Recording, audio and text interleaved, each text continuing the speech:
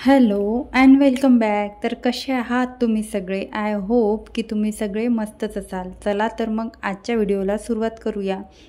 तर fridge cover बरेच दिवस झाले धुतल्याच गेलं नव्हतं. म्हटलं आज धुवून घेऊया. तसं तर वातावरण पूर्ण असं मॉइश्चर आहे, वातावरणामध्ये ढगाळ असं वातावरण आहे, तरी धुवून टाकलं. म्हणजे मला आज काहीच काम नव्हतं. म्हटलं एक आपलं काम होऊन जाते. म्हणजे आपण जर काही काम नसलं त्या दिवशी एखादी असं छोटंसं जरी काम आपल्या घरातलं केलं तरी आपलं बरंचसं आपल्याला हेल्प होते. आता मला हे फ्रीज कवर धुवायला तरी महिनाभर तरी वेळ आहे. महिनाभर तरी मी हे वॉश करणार नाही. जशी जशी धूळ दिसते तसं तसं आपण एक एक वस्तू काढत असतो धुवायला.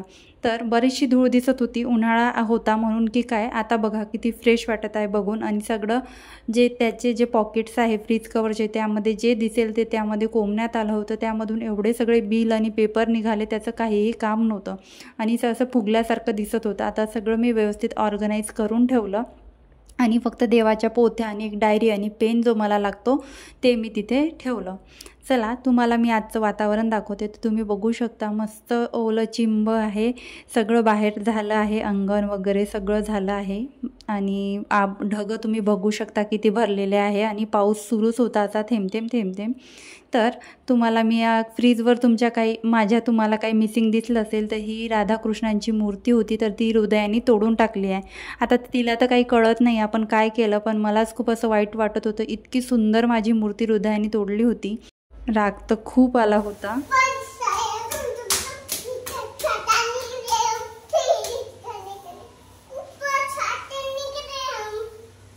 मस्तपैकी बाहेर पाऊस पडत होता आणि हृदयाचा डान्स सुरू होता. ऊपर छाता निकले हम, पैर फिसल गए गिर गए हम, बारिश आई छम छम छम, असं ती गाणं म्हणत होती आणि डान्स करत होती. मस्तपैकी जेवढा तिला पाऊस एन्जॉय करता येईल तिने केला. आणि आपण काय करतो ना, घरातले कामं आणि पाऊस आला तेव्हा फक्त आपल्याला एवढं कळते की घरात कपडे आणून ठेवायचे आहे. ओले कपडे कुठे जरी आपल्याला ओले कपड्यासाठी काही ॲडजस्ट करायचं आहे, दोरी वगैरे बांधायची आहे, पण आपण हा विचार करतच नाही की पाऊस आला, आपण पाऊस एन्जॉय करूया, मस्त काही बनवून खाऊया किंवा चहा बनवूया. बस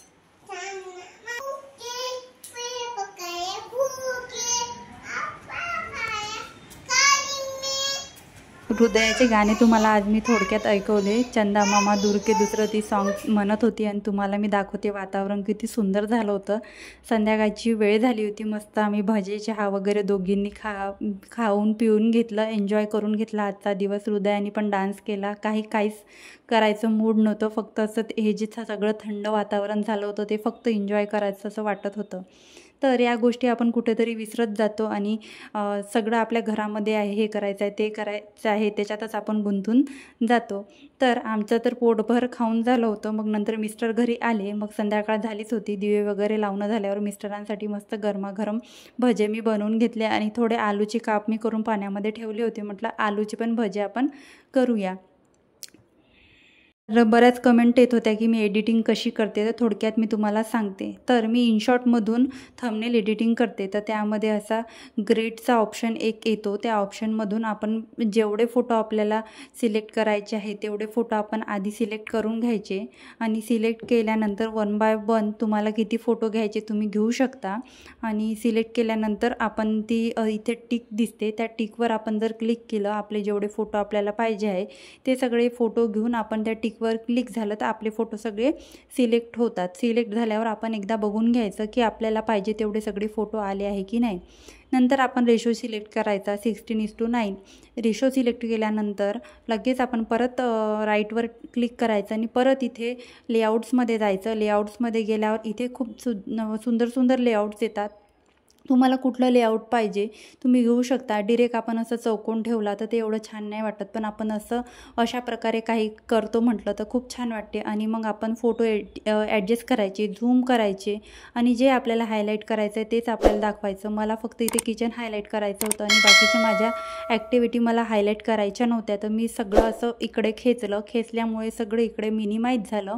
आणि हा जो माझा फोटो आहे, माझा किचन काउंटर टॉप मला तुम्हाला दाखवायचा आहे, तर मी मोठ्या असा झूम करून तुम्हाला किचन काउंटर टॉप दाखवलं. किंवा तिथेच क्लिक केल्यावर क्रॉपचं ऑप्शन येते. क्रॉप केल्यावर सुद्धा अनवॉन्टेड जो एरिया आहे तुम्ही तिथे क्रॉप करू शकता. मी मागे पण तुम्हाला जो व्हिडिओ एडिटिंगमध्ये आहे तिथे पण क्रॉपचं ऑप्शन यूज करायचं तेव्हा आपण सांगितलं होतं. क्रॉप करत चला, बरेचसे ऑप्शन आहे ते यूज करत चला. त्याचबरोबर साईडच्या ज्या कोणत्या इमेज होत्या त्या सगळ्या इकडे तिकडे सरकल्या होत्या, त्यासुद्धा मी ॲडजस्ट करून घेतल्या. त्यानंतर आता आपल्याला इथे टेक्स्ट लिहायचा आहे. टेक्स्टसाठी फॉन्ट सिलेक्ट करायची आहे. फॉन्ट, कलर, बॅकग्राऊंड आणि सगळं आपल्याला सिलेक्ट करायचं आहे. तर माझं एक असं आहे की मला अशी फॉन्ट पाहिजे की इझिली कोणी वाचू शकेल आणि पटकन माझं थंबनेल कोणाला हायलाईट होईल आणि कोणाच्या पुढे गेल्यानंतर 2 मिनटात माझं थंबनेल त्यांना अट्रॅक्ट करेन. मला असं थंबनेल माझं पाहिजे असते. तर मग असं खूप सारा विचार करून मी असा विचार केला की रेड कलर, जेव्हा आपण ट्रेंड थांबवायची असते, कुठलाही रेड अलर्ट द्यायचा असते तर आपण रेड कलर तिथे मोस्टली वापरतो. तर तसाच मी विचार करून इथे रेड कलर यूज केला होता. नाही तर मी ग्रीन पण, मला खूप इच्छा होती ग्रीन कलर किंवा येल्लो कलर. 3 कलरमधून एक कलर मला सिलेक्ट करायचा होता. मी 3 कलरमध्ये थंबनेल पण बनवले, पण मिस्टरांचं असं म्हणणं होतं की रेड आणि व्हाईट कलरच आता तू चालू दे, हेच छान वाटते. तुम्ही असे सजेशन पण घेऊ शकता तुमच्या मैत्रिणीकडून किंवा कोणाकडून किंवा आजूबाजूला कोणी असेल त्यांच्याकडून की असं चांगलं वाटते की असं चांगलं वाटते. मला माझे मिस्टर वेळोवेळी सांगत असतात की तुझं हे चांगलं नव्हतं वाटत, हे बरोबर नव्हतं वाटत. तर त्यांनी मला प्रत्येक गोष्ट सांगतात, तर मी तिथे माझं सुधारणा करते. कधी माझं थंबनेल पण बरोबर होत नाही तर ते मला असं सांगत असतात. अशा प्रकारे मी माझं फॉन्ट वगैरे पूर्ण सिम्पल कोणी पण वाचू शकेल अशा प्रकारे ठेवते. काही जास्त फॅन्सी माझ्या थंबनेलमध्ये तुम्हाला आजपर्यंत दिसलं नसेल. त्याचनंतर आपण मराठीमध्ये तर टाकतोच आपलं थंबनेल, त्याचबरोबर आपण इंग्लिशमध्ये पण आपलं थंबनेल टाकायचंच आणि प्रयत्न करायचा की इंग्लिशमध्ये पण आपलं थंबनेलवर थोडे तरी आले पाहिजे. म्हणजे थोडं तरी एखादी वाक्य तरी आपण इंग्लिशमध्ये लिहायला पाहिजे. त्याच्यामुळे पण आपलं थंबनेल जे आहे अट्रॅक्टिव्ह दिसते. तर मला इथे थोडक्यात तुम्हाला सांगायचं होतं, म्हणून मी तुम्हाला असं एवढंच थंबनेलमधले नावं जे आहे ते इथे तुम्हाला टाकून दाखवले आहे. तुम्ही याच्यामध्ये एक्सपेरिमेंट खूप सारे करू शकता. खूप सारे ऑप्शन्स आहे. नंतर तिथे स्टिकरचं ऑप्शन येते. स्टिकरमध्ये आपण इथे सर्चचं ऑप्शन आहे. सर्च केलं तर तुम्हाला जे काही सर्च करायचं आहे त्या सर्चचं इथे नाव टाकायचं. मला इथे मला बराचसा प्रश्न विचारण्यात येतो की तू ते कुठून घेते असे स्टारचं वगैरे.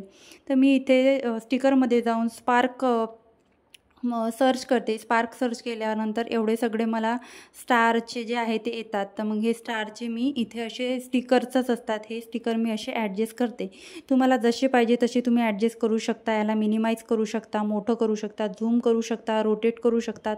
इथे सगळे ऑप्शन इथे दिलेले असतात. इथून तुम्हाला सगळं करता येतं. म्हणजे एवढं काही मेहनत नाही. म्हणजे इनशॉर्टमधून जर तुम्ही थंबनेल एडिट करत असाल तर सर्वात इझी जर आहे तर इनशॉट आहे. मला तरी पर्सनली इनशॉट खूप असं इझी वाटतं आणि मी इनशॉटमधूनच माझे सगळे जे आतापर्यंतचे जे थंबनेल आहे ते मी एडिट केलेले आहे. त्याचबरोबर ॲरो सर्च केलं मी आता इथे स्टिकरमध्ये. ॲरो सर्च करून इथे जर तुम्हाला कुठे ॲरो लावायचा असेल, तुमच्या थंबनेलमध्ये काही गोष्ट दाखवायची असेल किंवा हायलाईट करायची असेल तर तुम्ही इथे असं ॲरो पण लावू शकता. तर हा ॲरो पण पूर्ण रोटेट होतो, झूम होतो, मिनिमाइज होतो. जसं आपल्याला करायचं आहे तसं आपण ॲडजस्ट करू शकतो. हे झाल्यानंतर आपल्याला आपल्या थंबनेलला असं ब्राईट दाखवायचं आहे, अट्रॅक्टिव्ह दाखवायचं आहे. तर आपण इथे थोडासा लाईट्स ॲडजस्ट करायचा. बघू शकतो डिफरन्स किती आला. लाईट्स झाल्यानंतर मी सॅच्युरेशन देते. माझ्या व्हिडिओमध्ये पण मी लाईट्स आणि सॅच्युरेशन देते आणि माझ्या थंबनेलमध्ये पण मी लाईट्स आणि सॅच्युरेशन देते. तुम्ही बघू शकता डिफरन्स. आधी माझं थंबनेल कसं दिसत होतं आणि लाईट आणि सॅच्युरेशन बरोबर माझं थंबनेल कसं दिसत आहे. तर कसा वाटला तुम्हाला माझा आजचा व्हिडिओ मला कमेंटमध्ये नक्कीच